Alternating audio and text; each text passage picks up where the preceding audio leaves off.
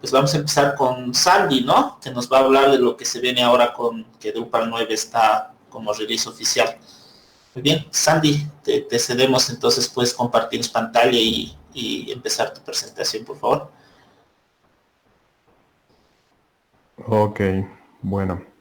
Un momento, por favor.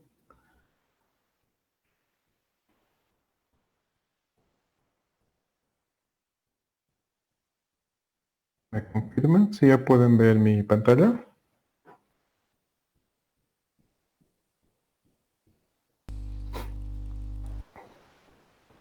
Está empezando a compartir. Vamos a ver.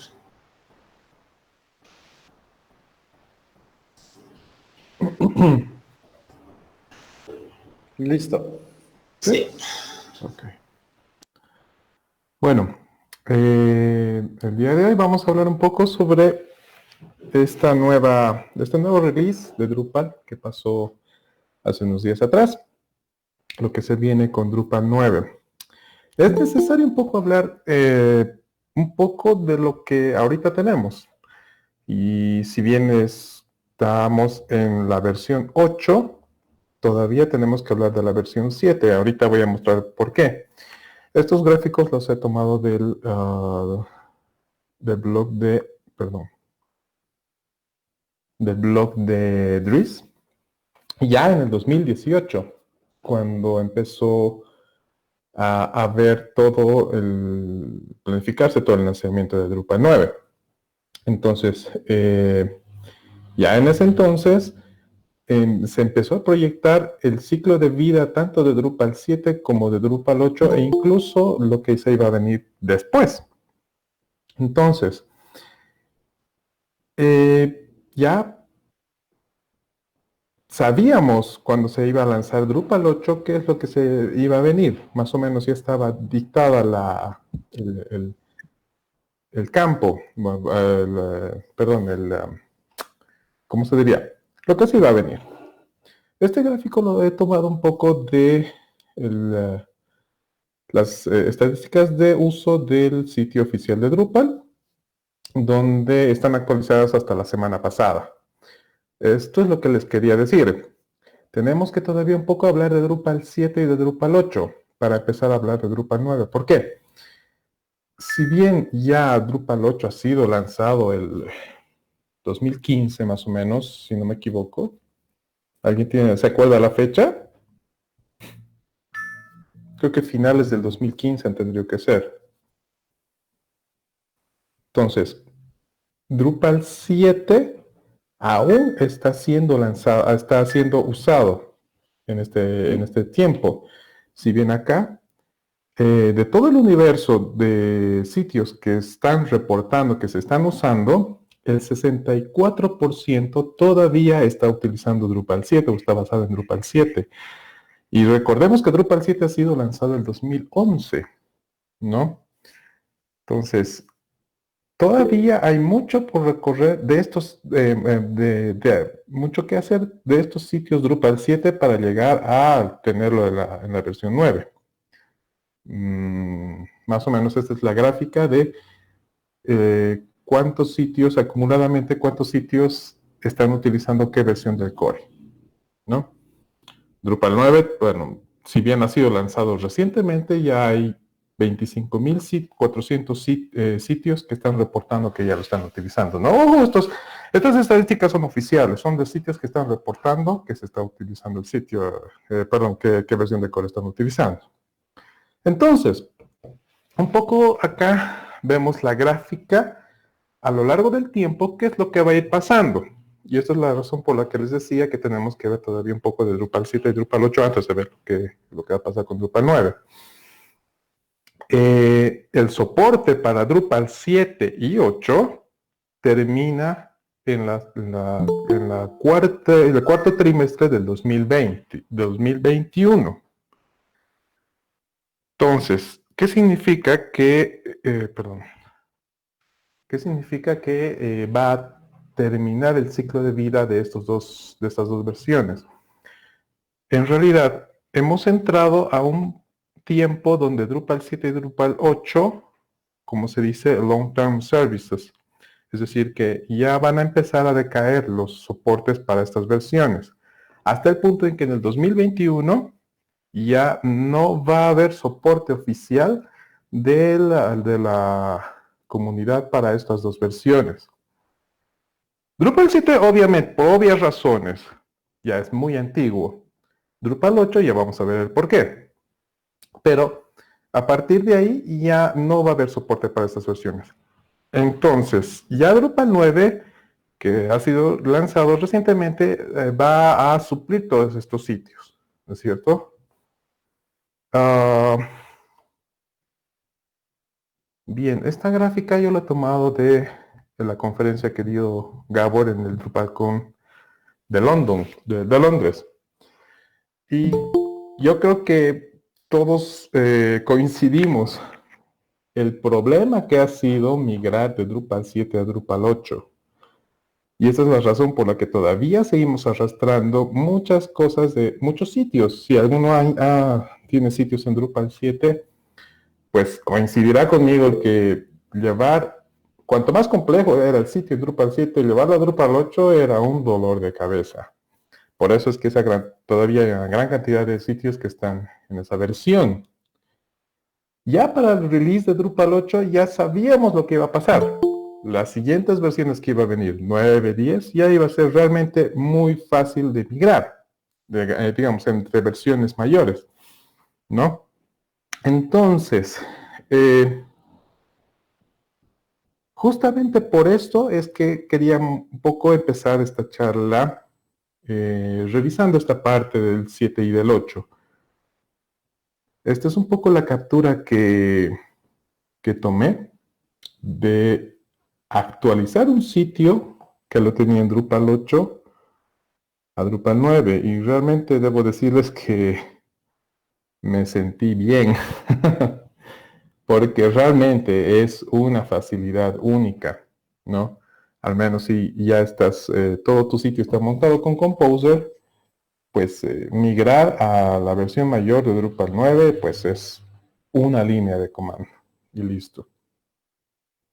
Entonces, justamente ahora vamos a abordar este tema de qué hay de nuevo en Drupal 9, un poco más a detalle.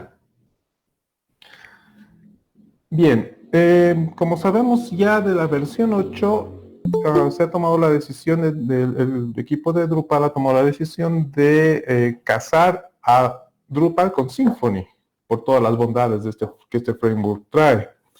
Y pues entonces, al tener esta dependencia con Symfony, es necesario empezar a programar, digamos, lo que Drupal va a hacer en base también a lo que va a hacer Symfony. Entonces, cuando se hizo el release de Drupal 8 ya estaba Symfony en la versión 3.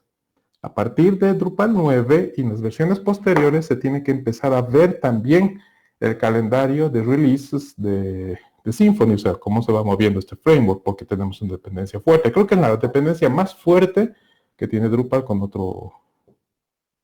otra tecnología externa, ¿no? Entonces, para Drupal 9, el cambio más importante ha sido justamente este de Symfony. Ya Drupal 9,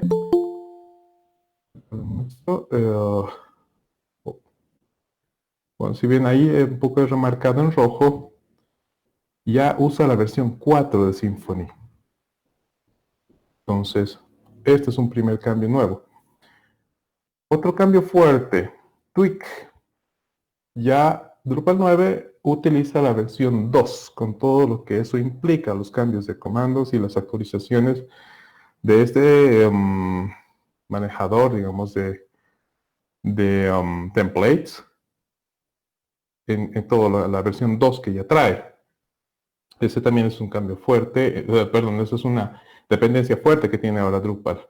Pues bien, otro interesante, CK Editor. CK Editor está presente desde las primeras versiones porque, bueno, es un editor muy potente, muy versátil, que ha ido también cambiando. Si bien ahora CK Editor está en una versión 5, pues en Drupal 9 en Drupal 8 estábamos ya con la versión 4.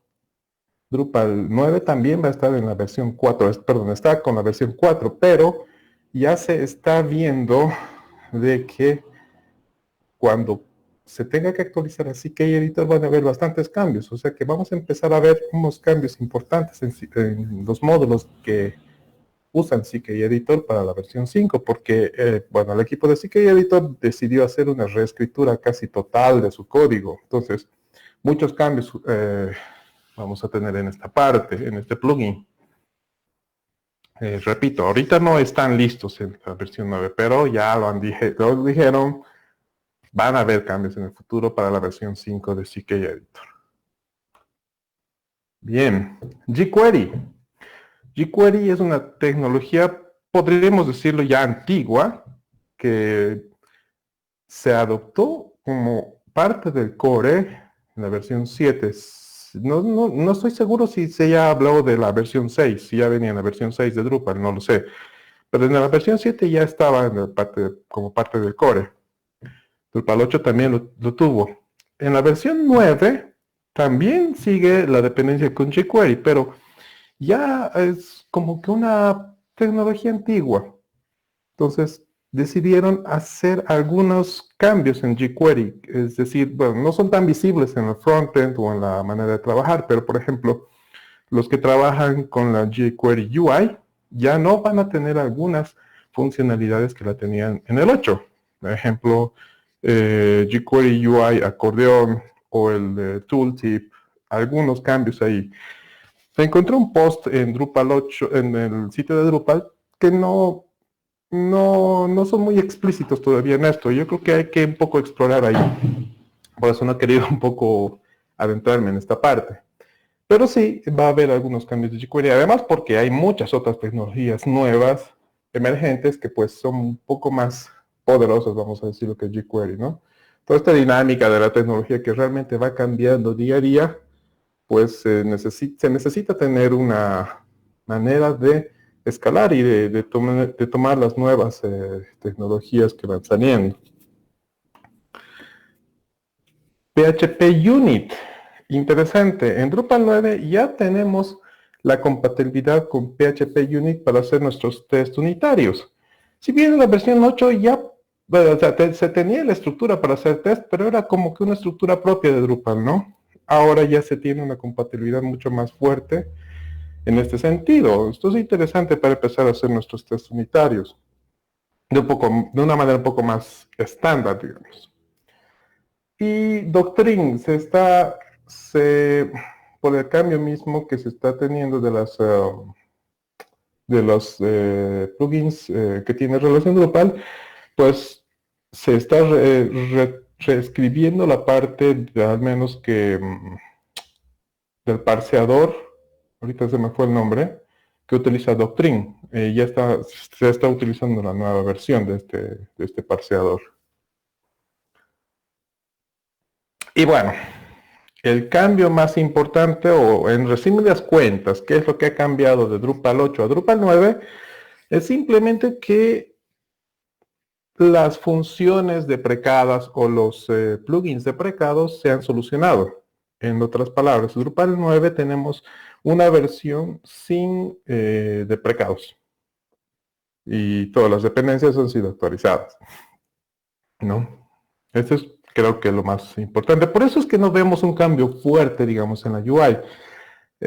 Al menos administrativamente, para los que usan sobre todo la UI, pues es lo mismo, no hay otra cosa.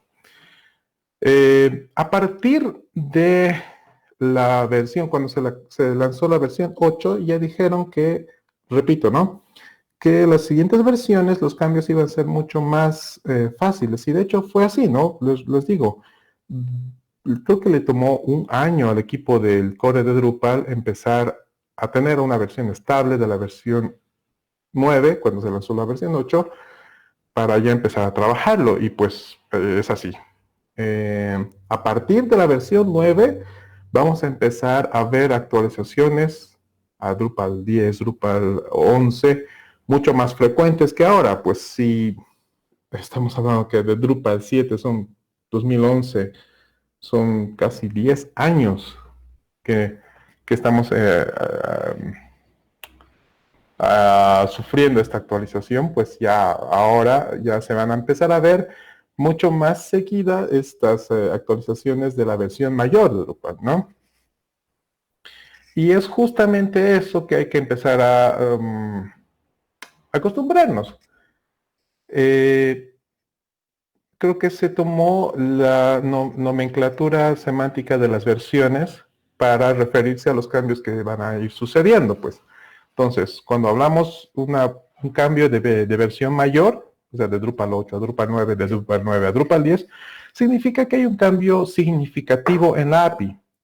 O sea, son cambios fuertes que de la manera de trabajar, del mismo CMS, etcétera, etcétera, que son realmente significativos. Ya la versión, por ejemplo, 9.1, 9.2, 9.3, o sea, el siguiente número después del primer punto, son cambios sobre todo de funciones, de nuevos features que se van añadiendo, etcétera, etcétera.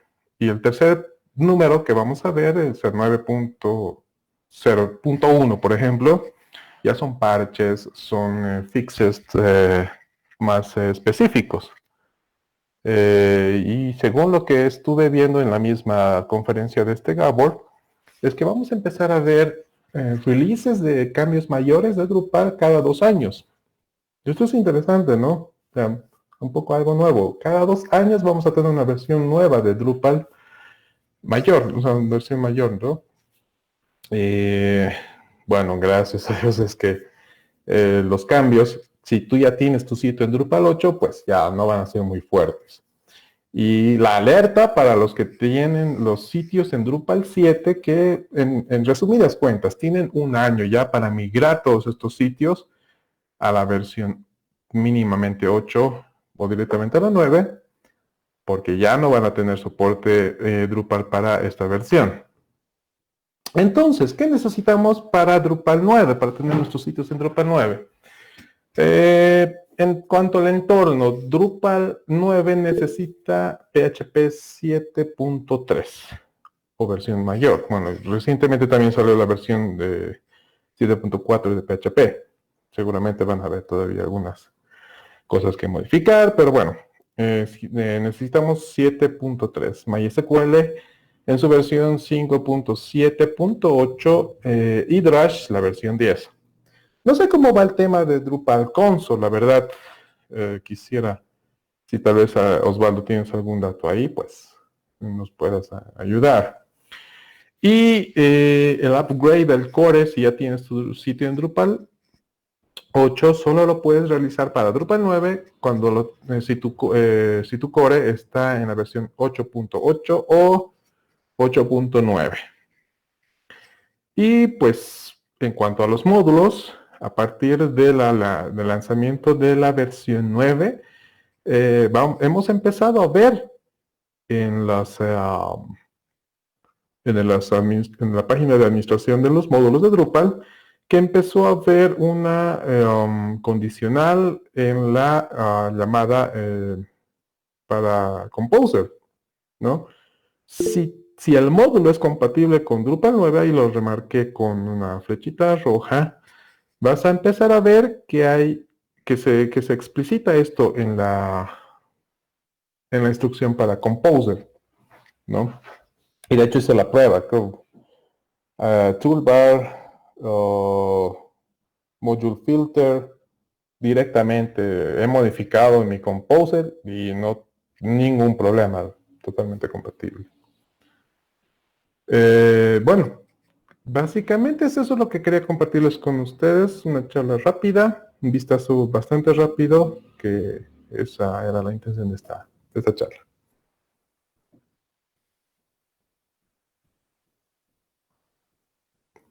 Bien, excelente, excelente Sandy. Gracias. A ver si tiene alguien dudas, puede ponerlo en el chat y comentamos respecto a Drupal 9. Igual pueden hablar por micrófono los que están presentes, ¿no?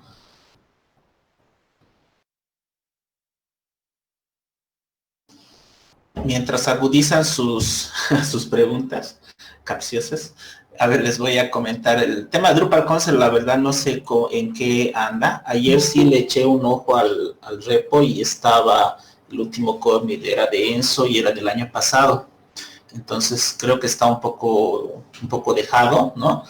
Y según Karim comenta, pues es posible que de Mouse, el buen de Mouse, ¿no? David, ¿no? David, hágale el mantenimiento, ¿no? Por lo menos se porte a que soporte bien Drupal 9. Sí, estas son las noticias que tenemos, ¿no? David de Ciudad de México está retomando el proyecto y aparentemente WeKnow, que era la empresa de Enzo, ha decidido dejar el proyecto y es por eso que Dimons lo está retomando. Va a tardar un poquito, pero yo creo que es un excelente proyecto, realmente. Es algo sumamente sencillo de usar, sobre todo cuando creamos módulos, cuando creamos routers o creamos plugins. Hasta los comandos de Drupal Console están mucho más avanzados que los de Drush. Pero bueno, a ver, veremos eso.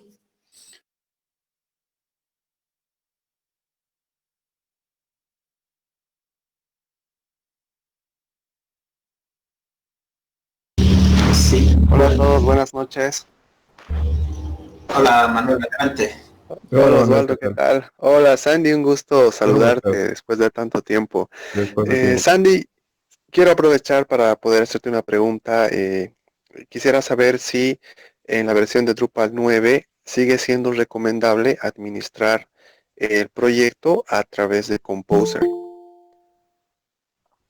Creo que al menos yo ya no veo un proyecto sin Composer. Ya ha sido tomado como una práctica casi obligatoria el manejo de Composer por toda la facilidad que te da, pues. Tienes un repo bastante limpio, te olvidas de la administración, de las versiones y demás. Bueno, hay algunas cosas que van a ir saliendo sobre el camino. Yo recuerdo que teníamos un sitio en Drupal 8.3, si no mal recuerdo, y lo dejamos, salió la versión 8.4.8.5, y cuando quise hacer el upgrade del core por Composer, directamente no se pudo, tronó, y pues no hubo otra que rehacer el sitio por todo el tema que hubo de media, de estos módulos que no eran compatibles y que cambiaron varias cosas, pues. Pero creo que Composer ya es una herramienta necesaria en todo lo que tiene que ver Drupal. Sí puedo añadir algo. En realidad, la gran ventaja de Composer es la gestión de las dependencias. Y como ahora Drupal depende en gran parte de Symfony, pero de un montón de otras librerías. Si tomamos, por ejemplo, todo lo que es microservicios o servicios, si deseamos nosotros hacer un login en una otra página o, digamos, llamar una API, etcétera, etcétera. Hoy día lo hacemos por Guzzle, ya no lo hacemos por curl. Entonces, cuando instalamos Drupal, necesitamos, por ejemplo, de instalar la librería Guzzle. Entonces, si lo hacemos por Composer, es automático. Una vez que se va a actualizar la librería Guzzle, por ejemplo, automáticamente, si lanzamos un Composer install, se va a actualizar esta librería. Entonces, Composer yo diría, es obligatorio. Si queremos ser desarrolladores profesionales, necesitamos trabajar con Composer. Perfecto, muchas gracias Sandy y Karim. De nada, Kerry. A ti. Bien, si nadie tiene más preguntas, vamos a dar lugar entonces a Karim, que nos va a hablar ahora sobre PHP, ¿no? Algunas buenas prácticas y algunos temas que les descuidamos, ¿no? Como de programadores backend. Adelante, Karim. Perfecto, muchas gracias. ¿Me avisan cuando pueden ver mi pantalla? Ya está viendo. Perfecto.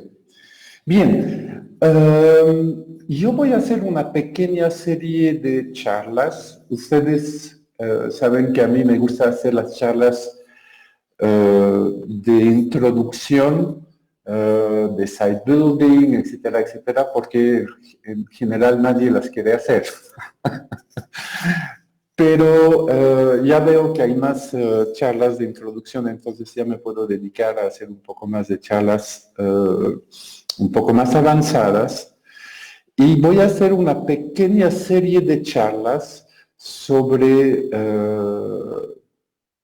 el uso de la programación orientada a objeto en Drupal. Y porque Drupal 8 y Drupal 9, porque Drupal 9 no es más que un update de la versión de Drupal 8.9. Entonces, en Drupal 8 y en Drupal 9, el uso de la programación orientada a objeto es fundamental.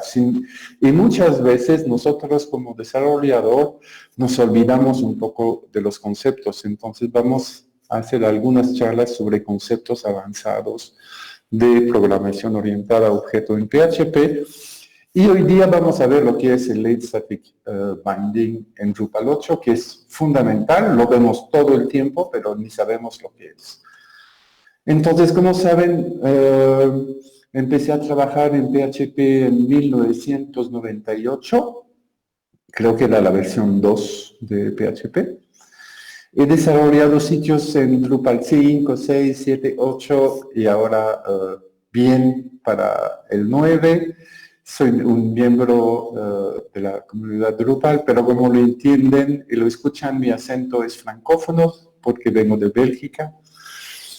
Hace más de 10 años que estoy con Drupal y soy gerente de proyectos en Smartica.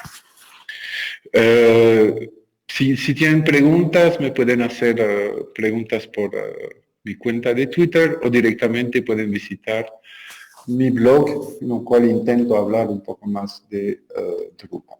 Bien, hoy día vamos a abordar el primer problema.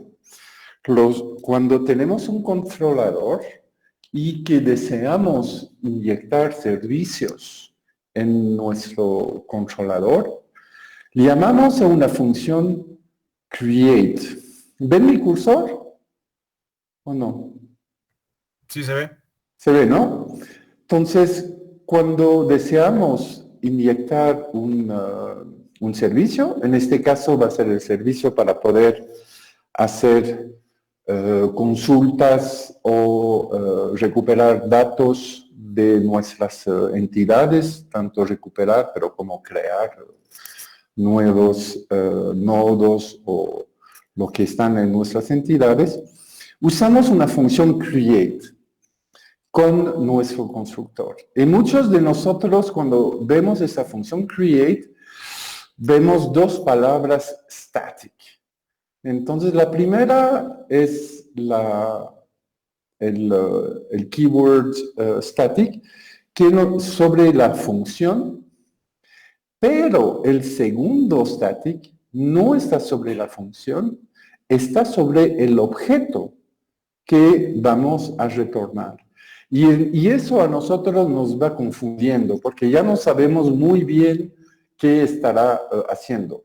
Vemos que si sobre la función tengo un keyword static, es decir, que voy a poder hacer una llamada estática a este método, pero también vemos que este método retorna un objeto, pero de una manera estática. Y entonces eso muchos de nosotros que hacemos, pegamos el código y ya, a ver, veremos lo que va a ocurrir. Cuando retornamos este nuevo objeto, en realidad vamos a ir a un container. Ajá. Vamos a ir a un container. ¿Qué tipo de container? Entonces, muchas veces pasamos rápidamente encima y listo, y nos lanzamos en el código. Entonces, lo que vamos a ver en esas próximas pequeñas charlas, van a ser charlas muy cortitas, vamos a interesarnos un poco en esto. Entonces, nos vamos a preguntar hoy, ¿qué es este famoso return new static? ¿Qué es? En realidad es un late static binding. Y nos vamos a interesar en las próximas charlas en qué es un contenedor. Nos vamos a dar cuenta que en realidad es un contenedor de inyección de dependencias. Entonces vamos a ver cómo podríamos nosotros crear un Dependency Injection Container. Y después nos vamos a interesar un poquito más en la dependencia de inyección. Bien, perdón. Entonces, primero, ¿qué es una llamada estática? Aquí tenemos una clase car, y esta clase car tiene una propiedad estática name. Yo les recomiendo siempre usar el signo $, con sus propiedad estática, así ustedes saben inmediatamente que se trata de una propiedad estática. Entonces tenemos una propiedad estática name y tenemos un método estático que es getName. Entonces hacer llamadas estáticas todos sabemos hacerlo. Podemos tener acceso a esos recursos sin tener que instanciar un nuevo objeto desde la clase. Es decir, que cuando yo tengo recursos, es decir, si yo tengo en este caso una propiedad que es estática, puedo llamar a esta propiedad sin necesidad de instanciar un nuevo objeto car. Es decir, que en este caso llamo a la clase car, no estoy llamando a un objeto, no estoy llamando a una instancia, estoy llamando a la clase directamente. Ven aquí que mi clase se llama car. Entonces aquí yo voy a estar directamente llamando a mi clase, no a una instancia de un objeto, y voy a poder tener acceso a todos los recursos estáticos, tanto a las propiedades estáticas como a los métodos estáticos. En este caso, si yo llamo a la clase car y que llamo a la propiedad name y hago un print, me va a dar el valor que yo tengo en esta propiedad. Entonces, la gran diferencia entre un recurso estático y un recurso dinámico es que el recurso estático lo puedo acceder a través de la clase inmediatamente. ¿Y por qué eso? ¿Qué es lo que está detrás de todo eso? Es que normalmente, un elemento estático no está llamado a cambiar en el transcurso de las operaciones. Es decir, que podríamos considerar los elementos estáticos como constantes. Y en realidad los elementos estáticos nacen de las constantes. Claro que con PHP 5.3 han ido evolucionando, pero al inicio un elemento estático es un elemento que no va a cambiar. Entonces, si no va a cambiar, ¿cuál es la necesidad de instanciar un objeto para tener acceso a eso? Yo no necesito, porque lo que va a definir una instancia de un objeto es más bien todo lo que este mismo objeto va a definir. Podría ser un nombre diferente, podría ser un método que se comporta de manera diferente, etcétera, etcétera. Entonces, cuando creamos objeto, estamos esperando un cierto comportamiento individualizado de este objeto. En el caso de elementos estáticos, no estamos esperando ningún comportamiento individualizado. Entonces podemos llamar a esos recursos directamente a través de la clase y no a través de un objeto. Entonces eso es la base de lo que es un elemento estático.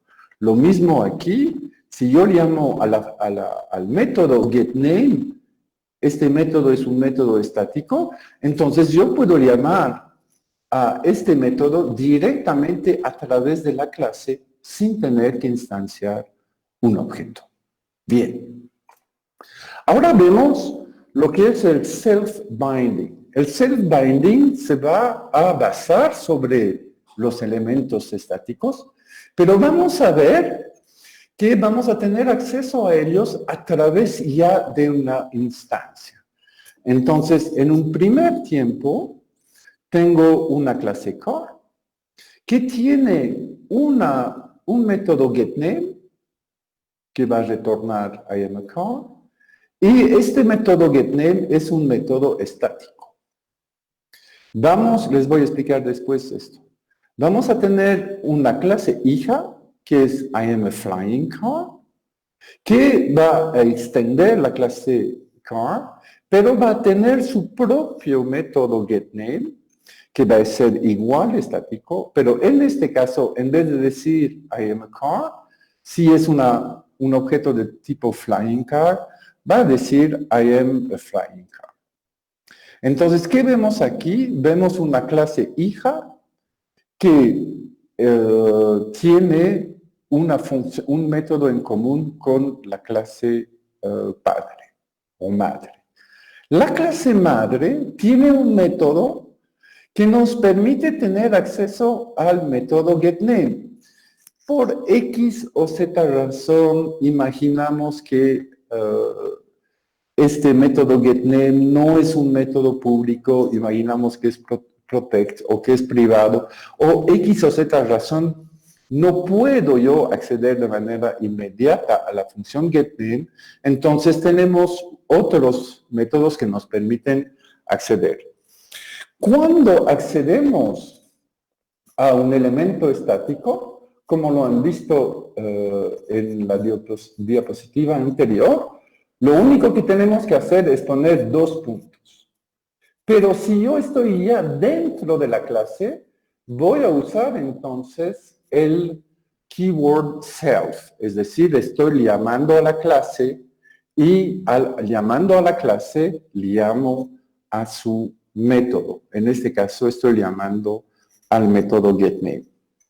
En este caso, voy a definir entonces un objeto FlyingCar y voy a llamar al método getNameSelf, a este método. No estoy llamando a un método de la clase FlyingCar, pero estoy llamando a un método de su padre. Y ahí nos vamos a dar cuenta que el resultado va a ser IAMCar. Y eso ha sido un problema desde PHP 5.3.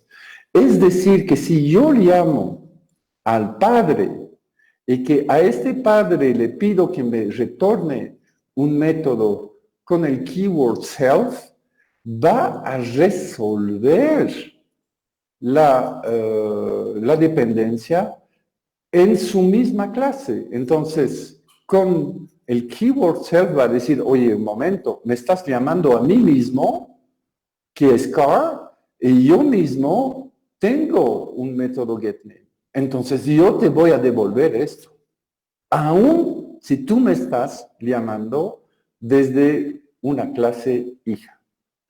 Entonces, eso fue un problema fuerte en PHP. ¿Y cómo lo podemos resolver? Deberíamos poder nosotros, entonces, si llamamos al método getNameSelf, poder identificar de dónde me está llamando. Es decir, ok, si tú me estás llamando de FlyingCar, entonces el getName debería hacer referencia a la clase FlyingCar. Y si tú me estás llamando desde la clase car, Entonces yo voy a resolver eso. Eso es el binding, es cómo yo voy a hacer un attach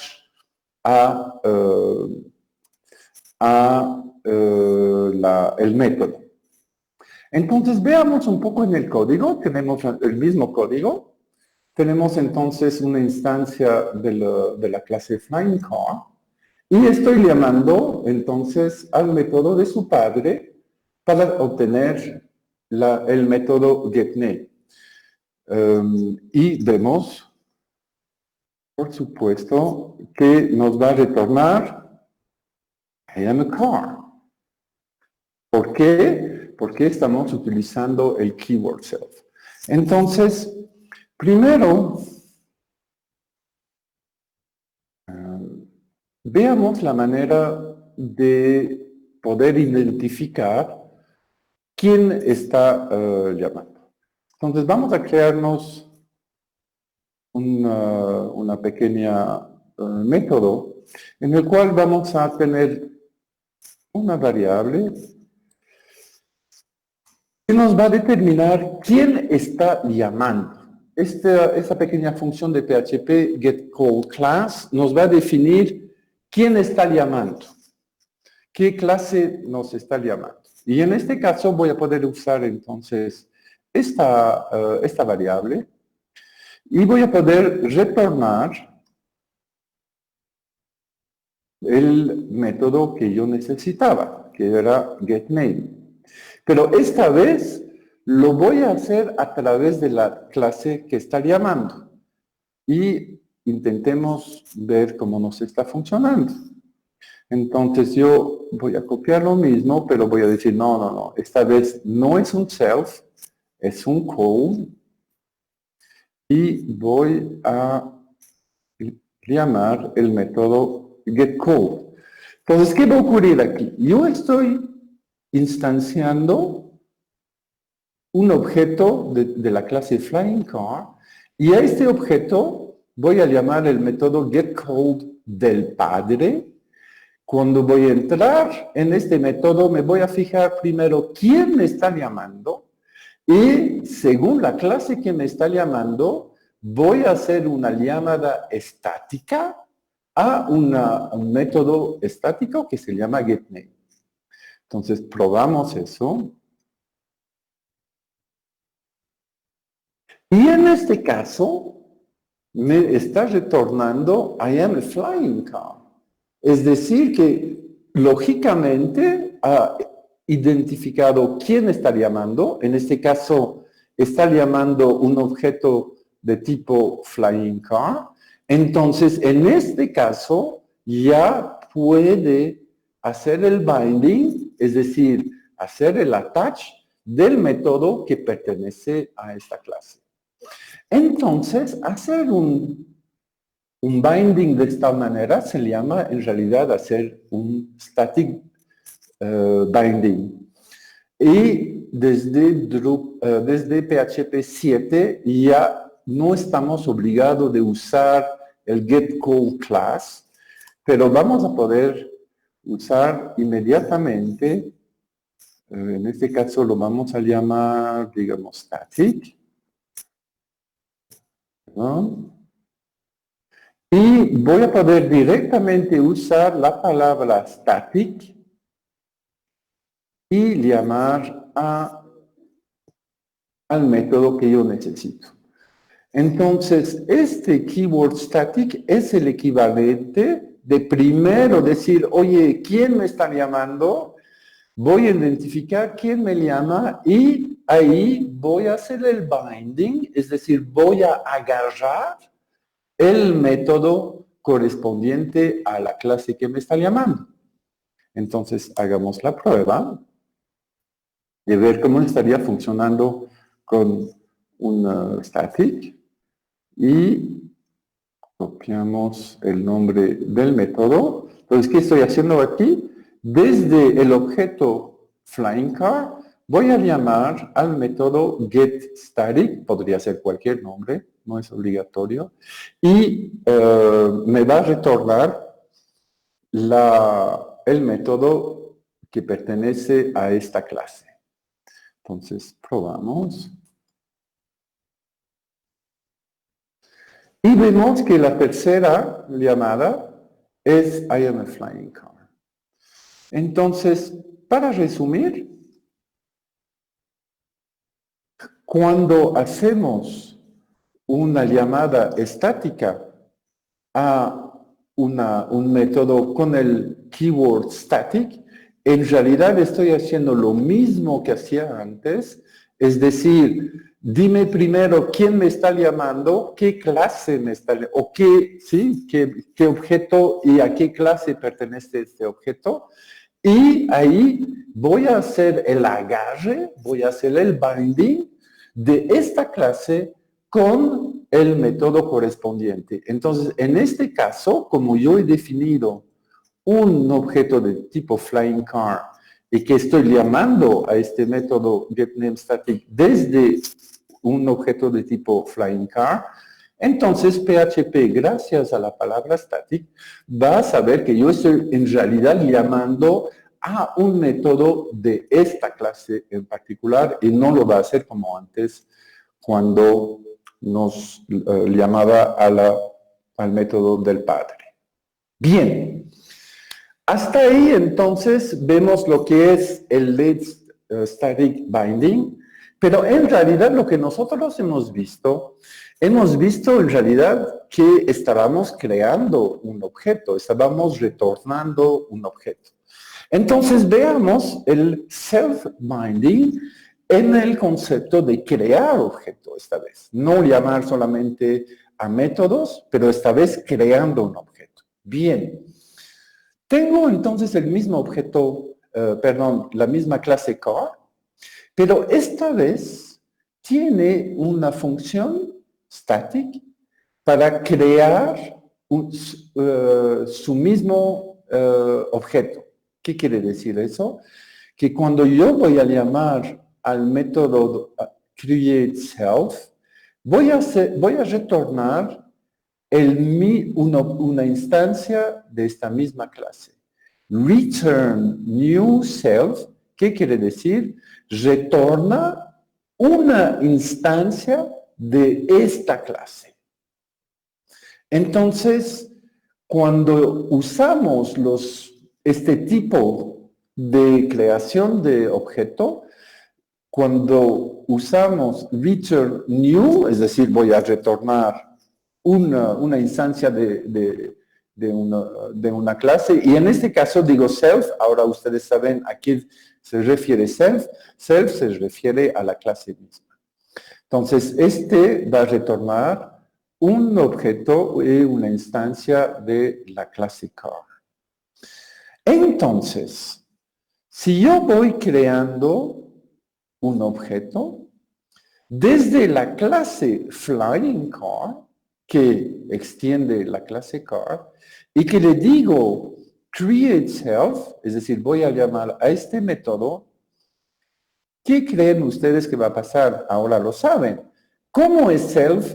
En realidad yo voy a estar retornando una instancia de la clase car, aún si lo estoy llamando desde la clase flying car. ¿Por qué? Porque estoy utilizando el keyword self. Y self se refiere a la clase misma en la cual llamamos a o la función o el método, pero en este caso estamos llamando a una nueva instancia de la clase misma. Entonces, en este caso, si yo creo un objeto de esta manera, en realidad me va a crear un objeto de tipo car. Y si yo utilizo otra vez un método getName, en realidad, como es un objeto de tipo car, me va a retornar IAMACar. Veamos eso en el código.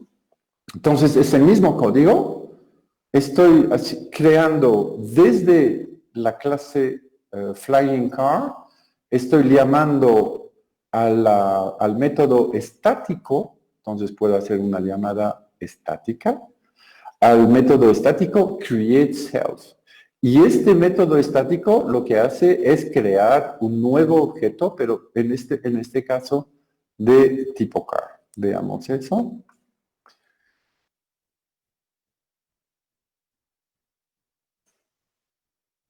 Y ahí vemos, gracias al bardump, de qué tipo de objeto se trata. Se trata bien de un objeto de tipo car. Y si hago un print del método getName, me va a retornar I am a car, porque yo estoy creando un objeto de tipo car. Entonces, si a este objeto le pido el método getName, me va a retornar un tipo car. ¿Cómo lo podemos solucionar? Gracias desde que estamos en PHP 7. ¿Qué voy a usar entonces? Perdón, función create, esta vez no le voy a poner ningún otro nombre. ¿Y qué voy a retornar? Entonces, return array. ¿No? Perdón. Primero new static. ¿Qué va a ocurrir ahí? ¿Qué quiere decir static? Hemos visto en los ejemplos anteriores que static hace referencia a la clase que me llama. ¿Se acuerdan de este ejemplo que hemos visto aquí? Con getCallClass. Entonces, static hace exactamente eso. Dice, oye, ¿quién me está llamando? ¿Quién me está llamando? Ah, me estaría llamando Flying Cars. Entonces, yo voy a retornar una nueva instancia en el contexto de esta clase, no de la clase en la cual yo me encuentro. Entonces, veamos eso. Y yo me creo un nuevo objeto igual, pero en vez de create self, voy a llamar iCreate. Y voy copiando lo mismo, nada más que en vez de este objeto voy a usar este y voy a llamar al mismo método. En este caso, voy a crear un objeto de tipo Flying Car. ¿Por qué? Porque al llamar el método create, que pertenece a la clase car, que yo estoy heredando de la clase car, voy a retornar una nueva instancia, pero de manera estática. Entonces, estoy agarrando la definición de qué clase, de la clase que me está llamando, porque me estoy preguntando getCallClass. Y entonces, a partir de este momento, voy a poder definir los elementos que pertenecen a esta clase, aún si lo estoy llamando desde otra clase. Y eso es una manera muy común de crear objeto en Drupal. Entonces, si yo hago el test,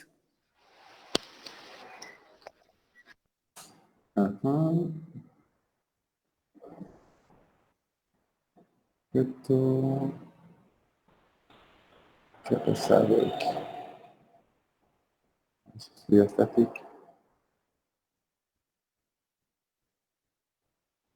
A ver. Voy a hacer así.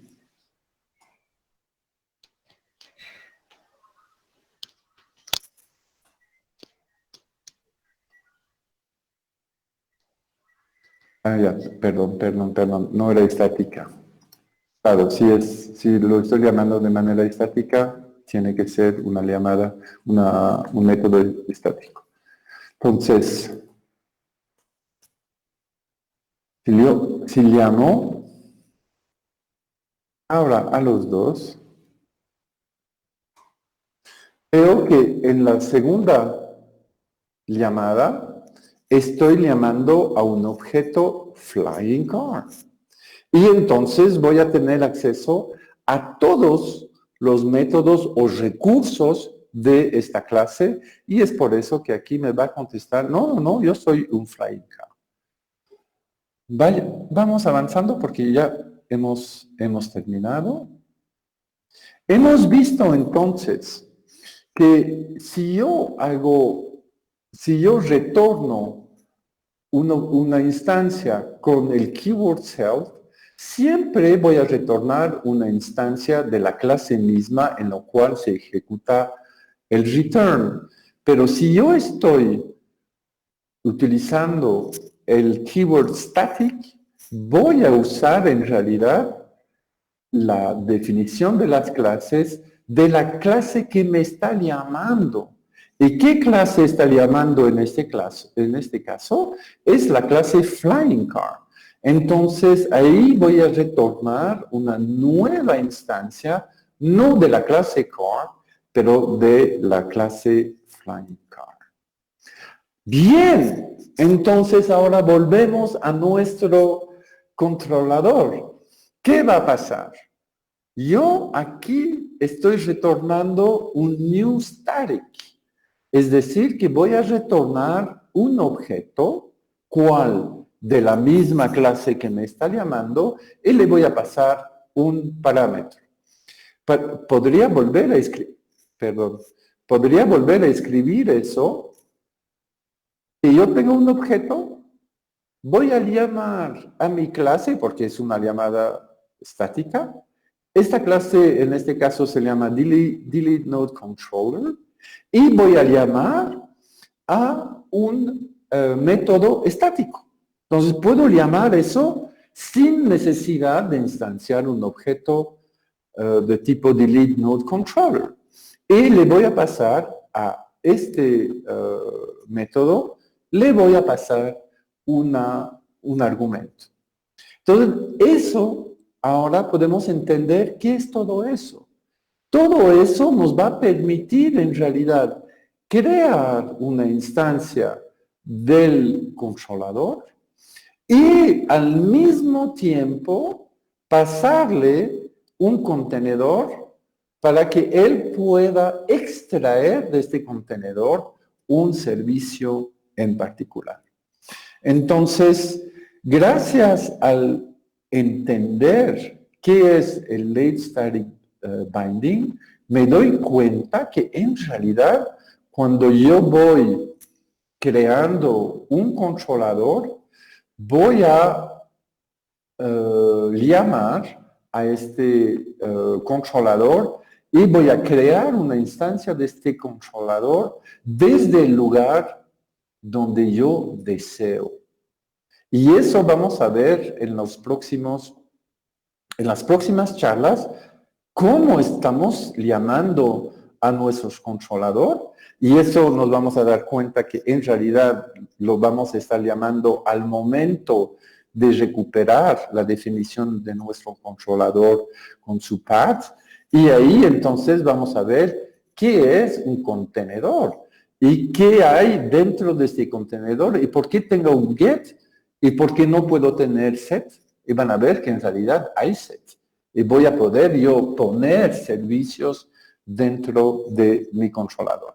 Resumo, el late static binding, entonces, nos permite crear instancias de nuestras clases, pero desde el lugar donde yo lo llamo. Y no voy a resolver la creación de mi objeto en la misma clase donde se encuentra la llamada a la creación de la instancia. Entonces, en la próxima charla vamos a hablar de a qué contenedor estamos llamando y después entonces vamos a poder por fin llegar a lo que es la llamada inyección de dependencia. Muchísimas gracias. Si tienen preguntas, estoy a su disposición.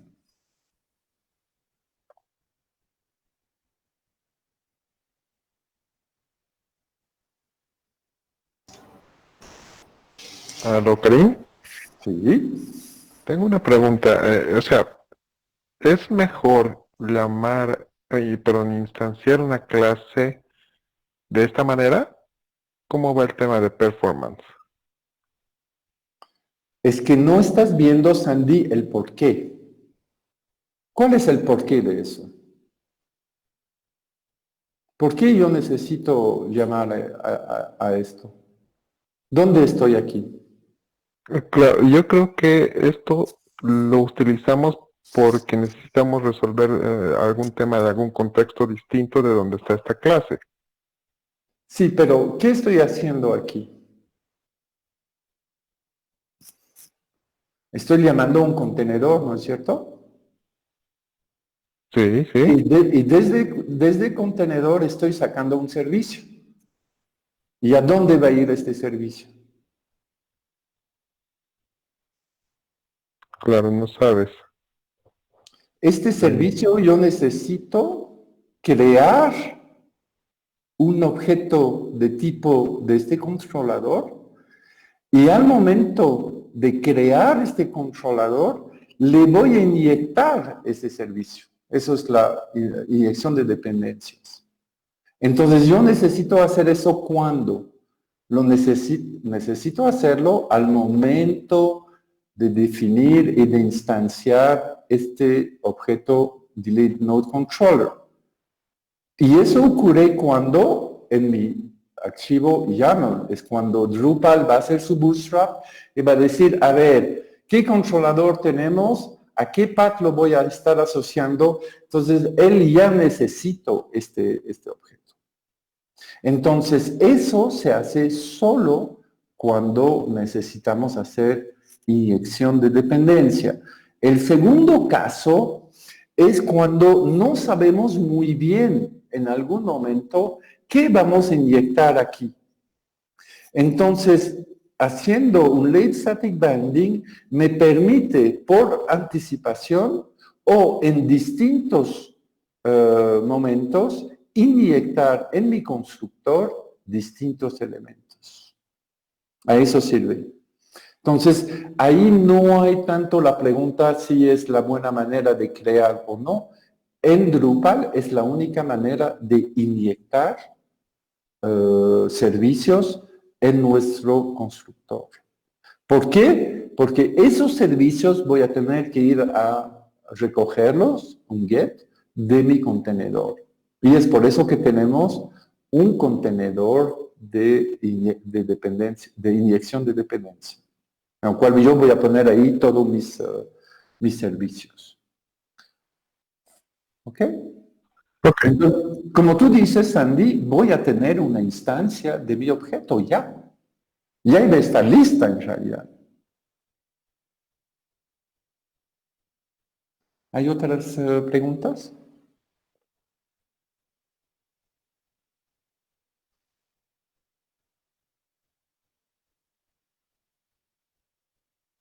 Perfecto.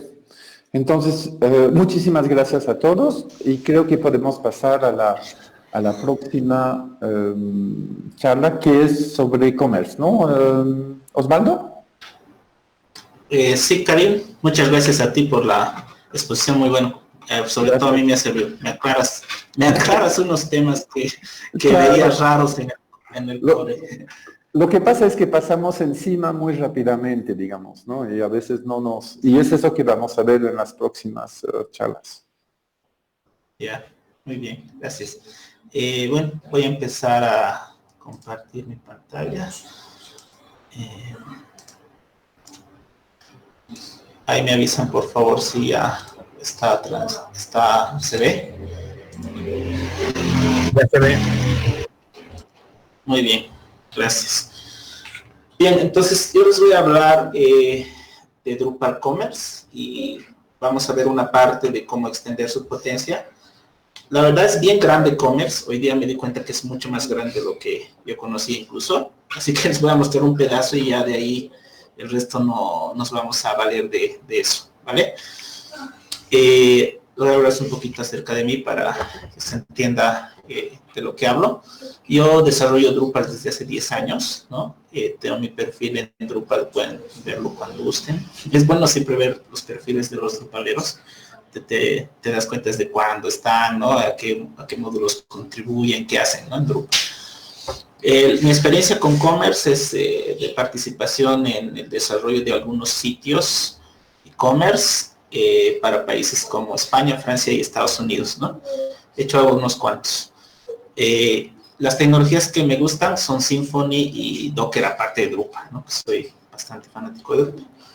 Bien, les voy a hablar ahora de e-commerce.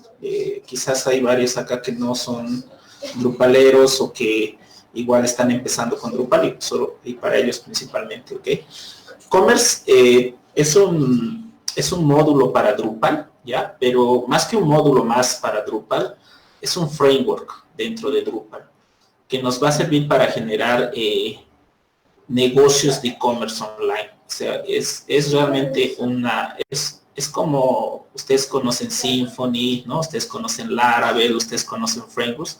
E-commerce viene a ser un framework dentro de Drupal para hacer cualquier lógica de negocio, ¿no? Que quieras implementar de comercio electrónico.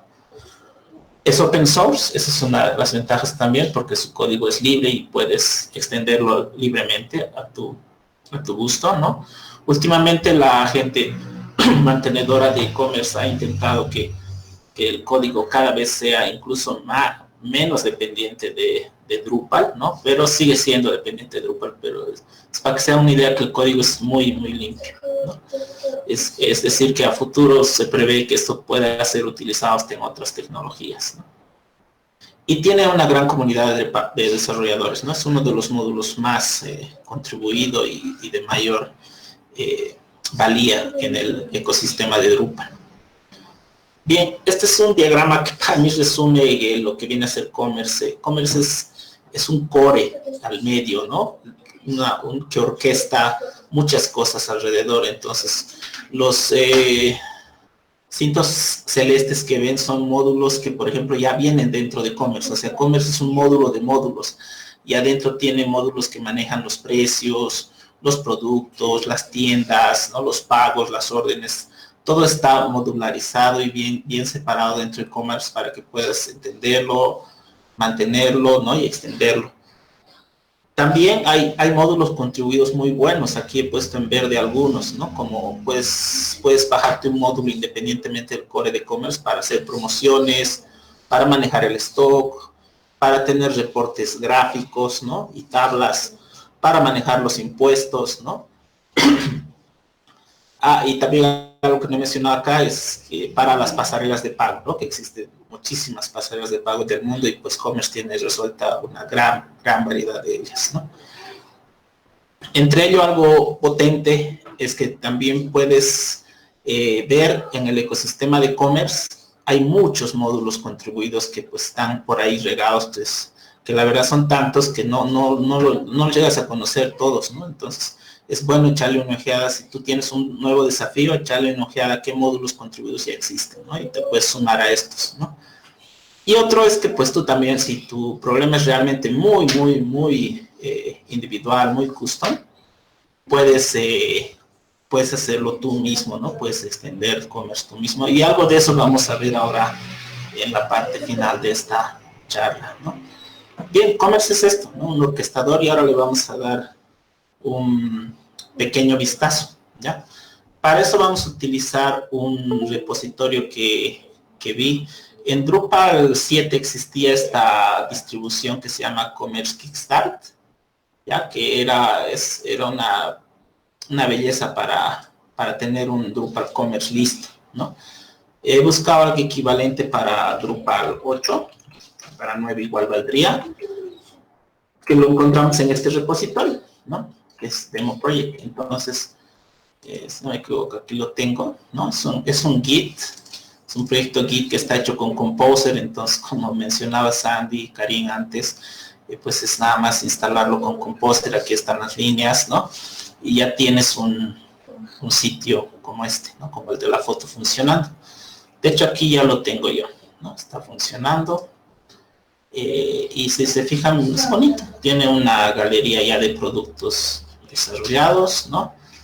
Y tiene todo, tiene incluso buscadores. Por ejemplo, puedo buscar yo por categoría de productos para mujeres, ¿no? Tiene aquí filtros, ¿no? Que ya funcionan. y tiene todo el proceso de compra ya creado, ¿no? Entonces, si estás empezando con commerce, si quieres ver un sitio ya hecho para basarte, ¿no?, en las configuraciones y en todo, sobre todo cuando empiezas, es muy bueno que hagas esto. Puedes revisar esta distribución, ¿no? Bien, ahora quiero mostrarles en la configuración interna de commerce, antes de ver algo de código, quiero mostrarles cómo funciona. Cuando instalamos el módulo commerce, se nos habilita esta opción aquí, que son las opciones que tiene commerce para administrar, ¿no? Lo más básico son las órdenes, o sea, los pedidos, ¿no? Aquí puedes ver tu lista de pedidos. Es un CRUD bien básico, ¿no? Que aquí voy a ver los pedidos que se hayan hecho. Hay un concepto que se llama atributos de producto, que por ejemplo aquí puedo tener el atributo color y el atributo tamaño, ¿no? Size. Puedo tener n atributos y puedo agregarlos. Y la magia es que estos atributos que yo defino acá de manera, están en sí separados de los productos en sí. Yo luego puedo definir, puedo casar con los productos qué atributos quiero que vayan para esos productos, ¿no? Entonces aquí yo defino atributos. Luego puedo definir aquí mis productos. Bueno, aquí está toda la galería que hemos visto al inicio, está acá, ¿no? Los pueden ver. Y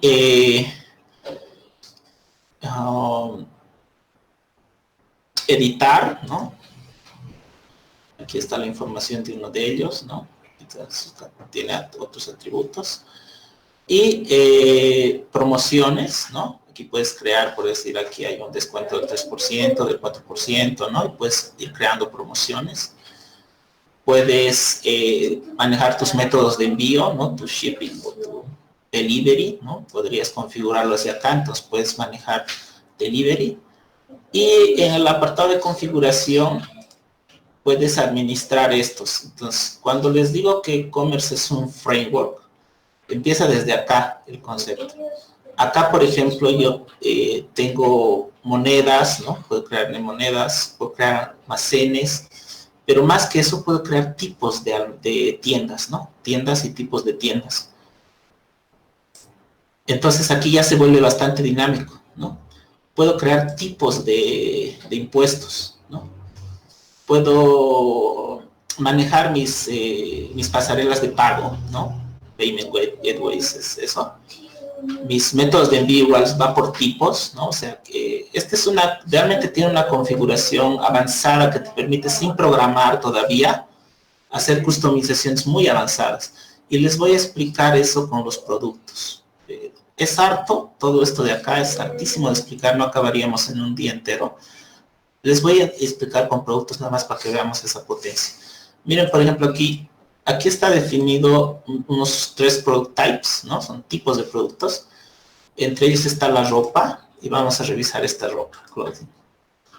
Por ejemplo, esto nada más le ha puesto un nombre que se llama clothing, ¿no? Aquí, si se fijan, le ha puesto unos campos que están la marca, las categorías. Lo voy a dividir en 2 ventanas para que lo veamos en acción esta configuración, ¿no? Voy a volver a commerce, configuración, products, product types. Y aquí está, ¿no? Estoy viendo el tipo de producto clothing y sus fields, ¿no? Sus campos. Y si nos fijamos acá en mi lista de productos, voy a ver la primera, que es una ropa, ¿no? Se fijan, aquí están estos fields que tengo aquí. El body, que vendría a ser esta descripción que tiene, ¿no? Más abajo está la marca, brand, que es un selector, ¿no? de varios campos. Tengo las categorías y tengo las categorías especiales, ¿no? Entonces yo puedo agregar más campos. Quisiera que aquí tenga otro atributo más, ¿no?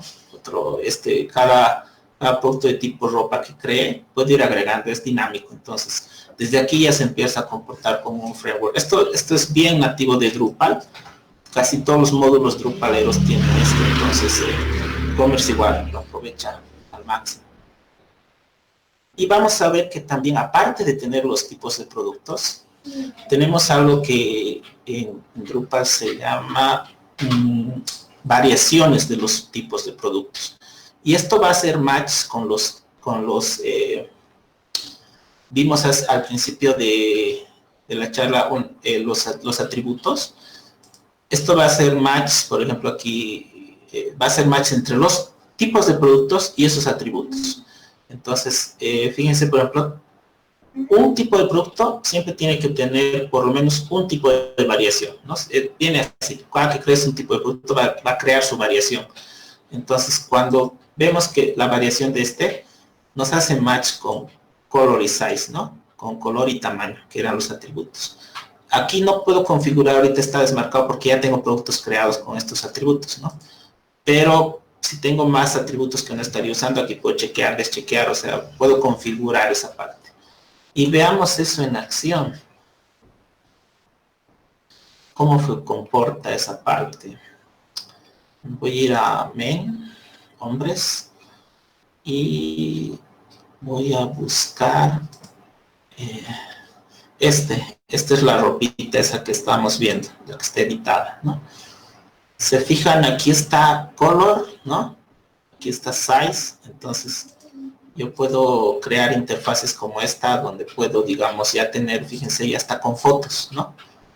Hasta con fotos puedo ir administrando sus variaciones, ¿no? Aquí está la información que he editado, ¿no? Del precio, la descripción, y puedo tener más de una foto. Entonces, cuando yo vuelvo al editor de productos y me fijo aquí, ¿no? Drupal Commerce Landing, que estuve aquí. Aquí, fíjense, hay una pestañita que es variaciones, que son las instancias de ese, ¿no? Y aquí están los que me ha ido mostrando la tienda, con las fotos, ¿no? Los azules, con sus tamaños y con su precio, ¿no? Entonces yo puedo variar los precios. Si quiero que el azul cueste más caro que el verde, tal talla más cara, en tal marca tal más caro, más barato, ¿no? Con algún descuento. Entonces es muy, muy potente lo que puedes hacer sin llegar a programar todavía nada con Drupal Commerce, ¿no? A eso le vamos a aumentar ahora mucha más potencia customizando, ¿no? Y para eso tengo que decir que la documentación oficial de Commerce que está en esta página es muy buena, tiene realmente todo, explica al detalle desde estas cositas que yo me he saltado por temas de tiempo, como qué es un producto, ¿no? ¿Qué campos tiene? ¿Qué cosas se puede hacer? ¿Qué se puede extender? ¿No? Hasta las carros de compras, ¿no? Los pedidos, las promociones, todo, absolutamente todo está explicado aquí. Y no solo a nivel de usuario, sino a nivel de desarrollo también. A nivel de código, ¿no? Podemos ver aquí trozos de código y demás cosas que les voy a compartir igual en las referencias, ¿no? Que están estos enlaces. Bien, veamos un poco, mojémonos un poco con el código para ver de qué estamos hablando y me vamos a hacer una partecita que es lo que se llaman las, ¿qué se llama esto? Las promociones y los métodos de envío, ¿ya? Entonces, esto vamos a customizarlo ahora. Por ejemplo, veamos este método de envío. Lo vamos a editar. Y aquí vamos a ver un tema que se llama condiciones en Drupal. Condiciones es una manera en la que yo puedo decir, esta oferta, por ejemplo, si haces de 3 a 5 días de trabajo, ¿no? Te hacemos esta oferta, dice, ¿no? Entonces está con un monto rebajado, ¿no? Y aquí puedo configurar yo las condiciones. Entonces, ¿a quiénes? Customers, por ejemplo, puedo decirle que solamente a los que visitan y son anónimos, ¿no? No usuarios que ya tienen cuentas. O sea, los anónimos van a ser los que compran por primera vez generalmente, ¿no? Puedo decirle que sea un customer en específico, ¿no? Aunque esto ya después les explico. Y puedo decir aquí que sea en específico a los que piden en dólares, ¿no? Si tuviese más monedas configuradas, podría escogerles de acá. Puedo configurar, ¿no? Aquí. Estas son condiciones que vienen en el core de Commerce, ¿no? Entonces, quiero mostrarles de configurar un poco eso. Entonces, aquí ya me he creado un módulo Drupal, ¿no? Que le he llamado Extended Commerce. Lo he creado con Drush, o sea, no hay que programar mucho, sino generar el código y ya, ¿no? También podrían usar Drupal Console. Y aquí en un hook, que nada más cuando creas un hook es ponerle el nombre de tu módulo, que ahí sería Extended Commerce, se llama mi módulo, más este código ultra conocido que es el nombre del hook, ¿no? Entonces, este hook lo que va a hacer es se va a enganchar a código que ya viene en Commerce y va a hacer una customización específica, es entrar y salir, ¿no? Entra, hace su trabajo y sale, ¿no? Pues aquí yo le voy a preguntar que tiene por parámetro definitions, que serían las definiciones de las condiciones, ¿no? Y voy a hacer esta primera, voy a desbloquear esta que es, lo que quiero hacer es mover este Payment Gateway. ¿Dónde estás? Aquí está. Seleccione el tipo de pago, ¿no? La pasarela de pago. Payment Gateway lo voy a mover a otra pestañita, ¿no? Bien. Si se fijan, nada más estoy haciendo un trabajo de arrays asociativos, ¿no? Esa es algo que se ve mucho en Drupal. Entonces, aquí está agarrando en este key, que es Order Payment Gateway, está agarrando el label y el category. Entonces está customizando esos dos para esta pestañita, ¿no? Para Order y esta. Entonces, listo. Voy a limpiar cachés porque los hooks se regeneran cuando limpias caché, ¿no? Y veamos qué he hecho.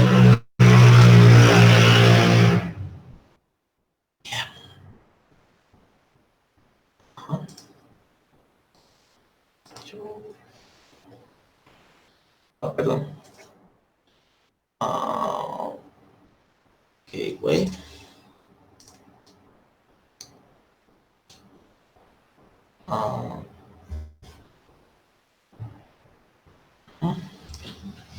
Se vino acá, ¿no? Y aquí está la nueva pestañita. Entonces, fijan, ha cambiado de pestaña, me la ha movido de pestaña a una nueva esa opción y ya tengo aquí toda la opción en una propia pestaña, ¿no? Esto es muy común que los clientes vean esta configuración y dicen, es que nada tiene que ver el pago, yo lo quiero en otra pestaña y además quizás este comercio electrónico que estás trabajando tiene más de una pasarela de pago, ¿no? O sea, y tiene muchas configuraciones porque el negocio es muy complejo, ¿no? Entonces, quieren muchas opciones y entonces las vas a tener que poner en una pestaña por separado, ¿no? Entonces, es muy habitual. Bien, otra opción que podríamos hacer es crear una nueva, ¿no? Voy a desbloquear este trozo de código. Y ya también, si se fijan aquí, hay una variación. Aparte que aquí nada más le cambié el label, ¿no? Y lo moví de tab, ¿no? Aquí ya le estoy diciendo que una opción una condición que existe se comporte totalmente diferente. O sea, le estoy mandando a una clase, ¿no? Y esa clase está aquí definida, ¿no? No está haciendo nada, le torna true directamente, pero es una clase. Entonces, quiere decir que yo lo que ya existe lo puedo reescribir por completo también. Si se fijan acá, esta clase donde le estoy mandando sigue una lógica que es la lógica de plugins, ¿ya? Y en Commerce y en los módulos de Drupal se van a encontrar mucho con plugins. La manera de extender, de customizar una funcionalidad en Drupal es hacer plugins, ¿no? Entonces, casi todo en Drupal vienen a ser plugins. Entonces, una condición es un plugin. Si se fijan, aquí estoy creando una clase que extiende de condition base Y condition base es un plugin, extiende de plugin base, ¿no? Entonces van a encontrar que todo extiende de plugin base también. Las cosas que podemos extender son plugins, ¿no? Y como esto es una condición, o sea, la naturaleza de esta clase es ser una condición, al final lo que espera Drupal es un true o un false, ¿ya? Entonces yo aquí, este es un método mágico que si se fijan la clase padre la tiene. La clase padre tiene muchos métodos, pero uno de ellos que tiene es la ejecución, ¿no? Y la evaluación. Y este es el método que al final va a devolver qué es lo que va a suceder. Yo aquí podría hacer n iteraciones, ¿no? O sea, validar si el usuario cumple unas condiciones, si es boliviano, si es latinoamericano, pues le voy a hacer una rebaja, ¿no? Si está navegando en un idioma en específico, etcétera, lo que yo quiera, ¿no? Entonces, si ahí viene a hacer programación. Entonces, ahorita este código, voy a limpiar caché, lo único que ha hecho es reescribirme una condición que era el billing address, ¿no? El cambio de dirección. Por la dirección yo podría haber establecido una condición. Entonces, si nos fijamos, shipment, aquí es posible que esté en customer, por el shipping, no, billing address dije. El billing address entonces ahora ya no muestra nada porque nada más está haciendo un true o un false, ¿no? Si yo lo voy a bloquear esto para que vean qué pasaba sin que yo reescriba ese comportamiento.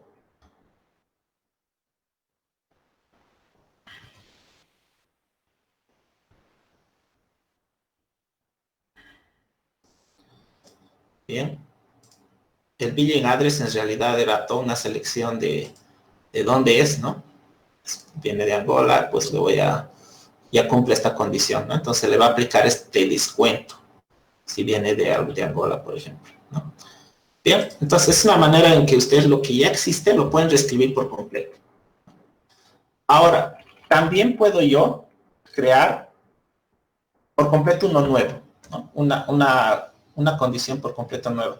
Y es nada más crear un nuevo plugin aquí, en esta estructura dentro de mi módulo, dentro de la subcarpeta plugin commerce condition. Y les voy a mostrar el código de esta que ya la probé, que ya estuve esta mañana viéndola. ¿Es esta? No, es esta. Esta nueva condición lo que hace es generar yo le puedo poner un específico ID de un usuario y va a aplicar, ¿no? Entonces, ya esta es un poquito más compleja, si te ven, ya trae más código, porque fíjense en su método de evaluación. Aquí ya, por ejemplo, está agarrando la entidad, ¿no? Está agarrando el ID del consumidor, ¿no? Del customer que está visitando, y lo está comparando con una configuración. Y esa configuración, pues aquí fíjense, primero que estoy creando aquí una configuración por defecto. Este es un método que heredas del padre, ¿no? Pero lo estoy escribiendo porque yo necesito un ID del customer. Aquí, este método lo único que hace es me define un arreglo. O sea, voy a escribir en un arreglo un formulario. Si fíjense, este es algo muy de Drupal, esta parte de aquí, este código. Quiere decir que voy a tener un field, text field, ¿no? Ahí expuesto en esa opción, ¿no? Para llenar el dato. Entonces voy a llenar el Customer ID, lo voy a llenar en este elemento de interfaz gráfica, que lo está escribiendo aquí con este array asociativo. Y luego cuando haga submit en ese formulario, lo voy a guardar, ¿no? Voy a obtener el valor y lo voy a guardar en esa variable de configuración que he definido aquí, que tengo como default configuration, ¿no? Entonces, listo. Eso nada más va a hacer. Entonces, primero es configurar. El formulario expuesto tiene que configurar un ID que yo le ponga. Lo va a guardar, ¿no? Y luego cuando corra este plugin, pues lo va a evaluar, ¿no? Si es igual a ese ID, pues aplicará ese descuento, ¿no? Entonces lo veremos aquí. Ya debería estar acá. El label que le puse es Specific Customer. Veamos. Ah, y justo es este, el que tengo abierto. Como ya tenía instalado el método, está aquí creado, ¿no? Te lo voy a recargar. Es este, ¿no? Specific Custom. Entonces está ahí.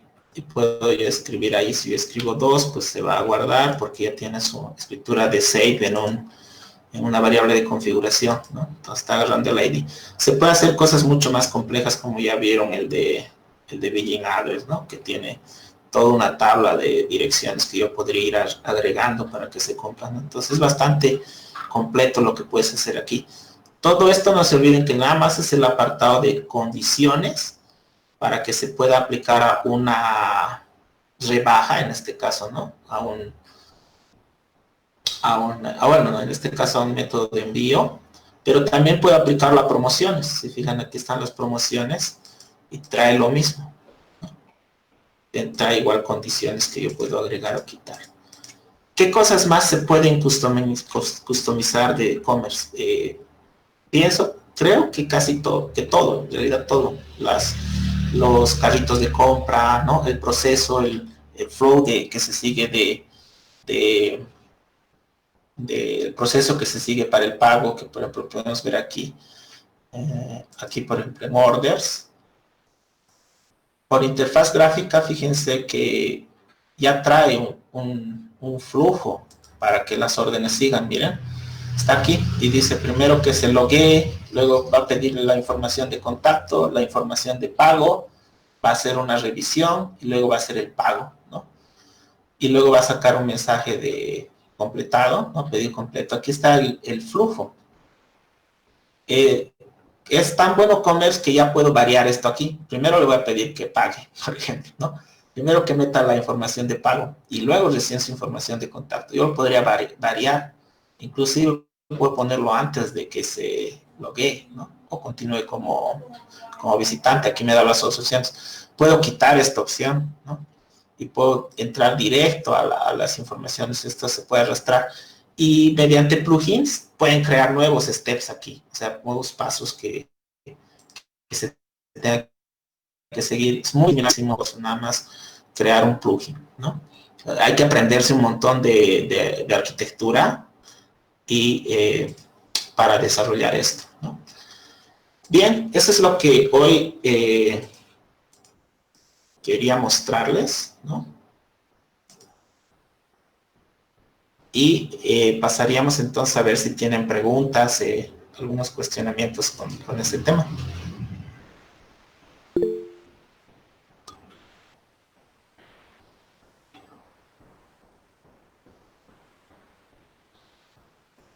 Hola. Sí, Manuel tiene una pregunta, Osvaldo. Pregunta si podemos tener varias entidades de store para poder hacer un multistore. Sí, Manuel, claro que sí. Aquí, si te fijas, eso de hecho es configurable por la interfaz gráfica. Si nos venimos a configuración y bueno, ahí aparece stores. Los stores vienen a ser las tiendas, ¿no? Entonces tú puedes crearte aquí N tiendas. Puedes crear, sí, muchas tiendas. Se puede vender desde muchas tiendas. Otra pregunta, Osvaldo. ¿Cuáles son los gateways disponibles para Bolivia, para Drupal 8? Porque para Drupal 7 había un montón, ¿no? Pero para Drupal 8, para Bolivia, ¿cuáles son disponibles? ¿Las pasarelas de pago? Sí. La verdad sí lo desconozco. No he hecho todavía un e-commerce para Bolivia. Lastimosamente, he tenido unos acercamientos, ¿no? Para no dejar vacío el tema. He tenido unos acercamientos de hacer algunos e-commerce con pasarela de pago, ¿no? Pero son un poco caros, la suscripción arriba de 2.000 bolivianos, ¿no? Unos fees por ventas. Entonces, es para negocios de medianos para arriba. Pequeñitos está un poco caro ahorita para que accedan, ¿no? Más Claro, allá de que... ¿No has visto para Drupal Commerce, para Drupal 8, unas plataformas tipo como usamos antes en Drupal 7? Había PayMe, había Money, había Sí. así. Yo creo que eso va a salir en función de que, digamos, por un lado haya negocios que ya estén haciendo proyectos con Drupal 8 y digamos, puedan pagar esos fees altos que tienen las empresas estas que están dando servicio, ¿no? Como Kipu, como los de Enlace también están dando servicio, ¿no? Y hay otros más que no me vienen a la cabeza todos los nombres. Son varios realmente ya en Bolivia que dan servicio para que puedas hacer, pero hay que hacer el módulo, ¿no? Hay que acoplarlo, hay que hacer todo ese trabajo que no es tan como, no es como una misión espacial, ¿no? No es tan complicado. Básicamente hacer un plugin, igual que les he demostrado, ¿no? Y se puede hacer, pero está faltando, digamos, eso, ¿no? Que haya más sitios en Drupal 8 con commerce. Perdón, Una preguntita, perdón. Dale. Buenas noches, Bacho. Una preguntita. Libélula es una empresa de pasarela de pagos donde ya te ofrece el plugin hecho ya para que tú puedas insertar a tu sitio y puedes tener las pasarelas de pago, por lo menos unos 5 presenta Libélula. Ah, excelente. Buen dato, Santi. Qué bueno saberlo. ¿Y cuántos son sus fees para entrarle, ¿no? A la pasarela? Eso. Justamente ayer habló Jorge, el representante de La Paz de Libélula, dio una charla sobre e-commerce. Dijo que es gratuito hasta cierta, digamos, hasta cierta cantidad de productos. La cantidad no nos dijo, pero para empezar, digamos, es gratuito. Te da el plugin, tú lo utilizas y hasta cierta etapa, digamos. Pero tú ya no tienes que programar, ya te lo da la empresa. Y tiene métodos del BNB, Tigo Money, BCP, lo hace por QR también y por Visa. Es esta belleza porque yo los que he llamado, que tampoco he llamado a todos, he llamado a unos 4 para cotizar, ¿no? Y es al revés, me daban o sea, si eres pequeño más bien pagabas más. ¿Por qué? Porque tienes un mínimo de pago al mes, vendas o no vendas, ¿no? Y al revés, pero ese modelo me parece mejor. Es la misma empresa. Una pregunta, Santiago. Santiago, perdón, una pregunta. O sea, ¿esta empresa Libélula ya tiene un módulo listo para Drupal 8? Justamente ayer fue e-commerce con WordPress. Habría que preguntarle a Jorge Arellano, si no me equivoco el nombre, pero él dijo que ya tiene un plugin para WordPress hecho ya, pero no, de Drupal no tengo la información. Ajá. No, pero si es realmente conveniente para los negocios, se hace un plugin, ¿no? O sea, si él ya tiene una API que se puede conectar y se puede trabajar, se hace, no es complicado. Es buen dato que das, ¿eh? Es la misma empresa que está manejando el tema de los boletos del Bolívar en La Paz sobre el estadio, donde ya hacen ventas por internet. Es la misma empresa. La gente de Todotix. Sí, justamente ellos. Ya. Tienen su propia pasarela. Tú pagas y te redirige a su página y ahí hace las transacciones seguras, digamos. Avanzaron bastante. Sí, hace un tiempo vi un poco cómo trabaja. Hasta donde yo estaba enterado, Kipu tiene ya un módulo para Drupal 8, pero creo que estaba en versión alfa, incluso estaba contribuido, tal vez si puedes verlo ahí en el sitio de Drupal, Osvaldo. Es el único que yo encontré para Drupal 8. Como dice Karim, para Drupal 7 hay un montón. Sí, bueno, Kipu tenía hace ya tiempo, porque como es una plataforma muy usada en Chile, hace rato que tenía ya el módulo para Drupal 8 y creo que es la misma tecnología que usan en Bolivia, entonces debería funcionar. Está ahí abajo. Este es otro. Este es el de 7. Si vuelves No, es el otro. Commerce Kipu se llama. Commerce Kipu. Este es 7 igual. Pero igual es 7. Sí, a ver, capaz tiene no tiene un 8. Lo vi, te juro que Vi algo de ahí de equipo, ¿eh? Para Tigo Money creo que hay una versión para Drupal 8. Ese lo trabajaron ustedes, ¿no, Karim?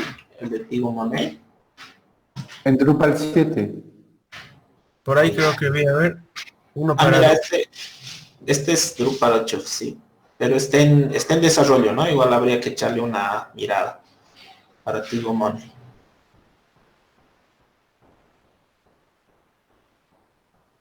Y el maintainer es Rubén Jara, aparentemente. Suben Jara, sí. Tal vez la siguiente... ¿Quién será? Tal vez la siguiente charla podemos seguir expandiendo el Paraguay. tema de código en Drupal y podemos invitar a personas de estas empresas para que se animen también y vean que Drupal está movilizándose para el e-commerce. Sería interesante, sí. Sí. Tú tienes contacto, ¿no? Con estos amigos. Puedo conseguir el correo de Jorge Arellano, el gerente de Libélula, para que igual pueda estar con nosotros y nos pueda explicar también cómo es la pasarela en Drupal y ver pues cómo es el tema de ¿no? Y ver que hay pero no creo que tengan todavía plugin, Santi. Ya. Claro, sería ver que nos expliquen un poco la API que tienen para empezar a ver tal vez cómo contribuir a eso. Pero yo tengo un pequeño pero. Ahí, para ser transparentes, deberíamos invitar a todos entonces. A los de Kipu, a los de Libélula, a los de... Entonces, y lo que yo propondría es invitar a los que ya tienen, ¿no? Porque si no, ahí va a ser infinito las invitaciones y nos podrían decir, ustedes quieren dar una ventaja a algunas empresas sobre las otras. Entonces, deberíamos tomar una decisión de llamar a todos o a ninguno. Porque tú también, ¿no? Sandy, tienes varios contactos, ¿no? Sandy Aramayo, perdón. No, Santiago. Últimamente he estado viendo la aplicación de ClickUp, que está promocionando ATC. Obviamente no tienen todavía ningún plugin implementado ni siquiera para WordPress. Me dijeron que estaban trabajando en eso, pero que sí tienen una API que se puede conectar ahí. O sea, que cualquiera se puede conectar a esa API, pues, pero no me pudieron pasar ninguna documentación técnica, nada. Los bancos también han habilitado sus APIs para que puedan hacerse transacciones. Yo creo que estamos en ese punto donde ya hay APIs que son un gran avance, la verdad, para nosotros. El tema, creo yo, que ahora es de negocio, ¿no? O sea, más que de técnica. O sea, si va a haber negocios que pueden pagar esos servicios y que se animan, ¿no? Más que el desarrollo en Drupal, sino el servicio, creo que es el limitante, porque los sitios en Drupal se pueden hacer, no es tan complicado. O sea, no estamos hablando de que desarrollarlo, digamos, para Kipu, para cosas, es un desarrollo de un mes, ¿no?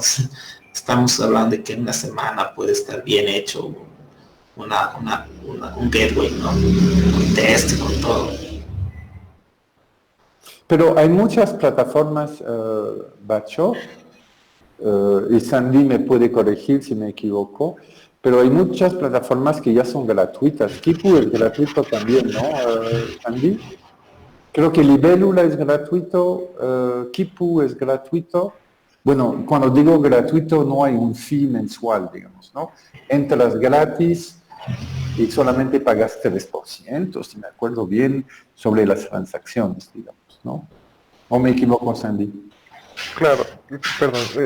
Lo que hay que ver es que ahorita la única plataforma en Bolivia, estoy hablando en Bolivia, que habilitada para hacer transacciones por tarjeta de crédito débito es ATC.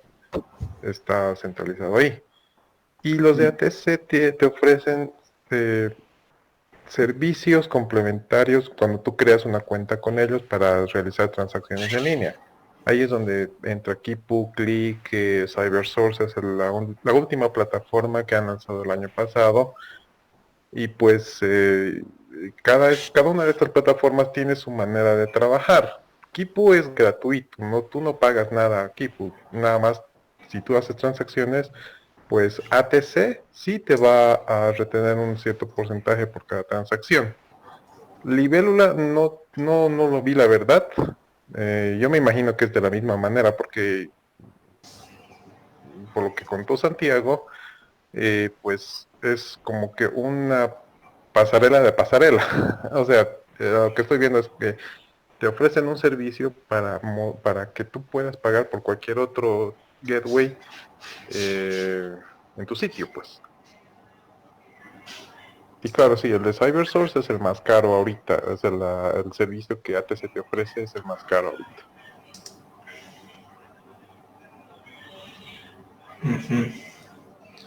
Habría que trabajar en hacer qué sé yo, como un banco de datos, ¿no? Un spreadsheet, una tablilla donde pongamos proveedor, costo, ¿no? Y juntemos esfuerzos ahí para saber por dónde se va. Si ya hay gratuitos, pues hay que usarlos, ¿no? Entonces ya no nos limita nada. Y el fee, pues el fee, si el negocio le va bien, lo asume, ¿no? Claro, esa es la gran ventaja cuando no hay un fee mensual, digamos, ¿no? Pero también, por eso, creo yo que Kipu y Libélula, hay que ver un poco lo de Click. Yo creo que sigo teniendo yo una pregunta más profunda. Siento yo que el mercado boliviano no está todavía para pagar $2,000, $3,000 para una tienda, lamentablemente. Afuera se ríen cuando tú les dices cuesta 3,000. Dicen que cuesta 3,000 para enviarles el cheque, o ¿cómo es eso? ¿Qué?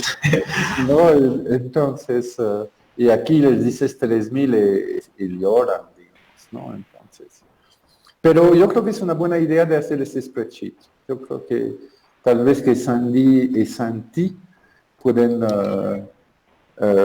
armar un spreadsheet y podemos hablar en el próximo meetup. Puede ser interesante. Haremos eso. Yo les propongo, yo voy a crear la planillita ahí por Drive, ¿no? De Google. Les comparto a todos, va a ser pública y lo vamos llenando ahí información de lo que cada uno de nosotros sabe, ponemos precios, ¿no? Y así tenemos una comparativa para el siguiente meeting, ya podemos ver con datos, ¿no? Y para dónde podemos dar, porque yo la verdad tampoco es como dice Karim, ¿no? Tampoco hay presupuestos buenos para hacer tiendas, no es tan fácil obtener clientes buenos, ¿no?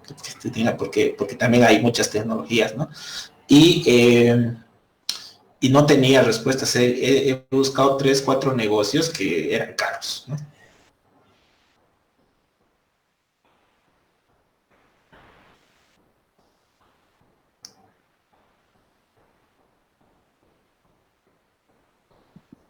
Bueno, yo creo que si no hay más preguntas, podemos dar fin, Sí. Osvaldo.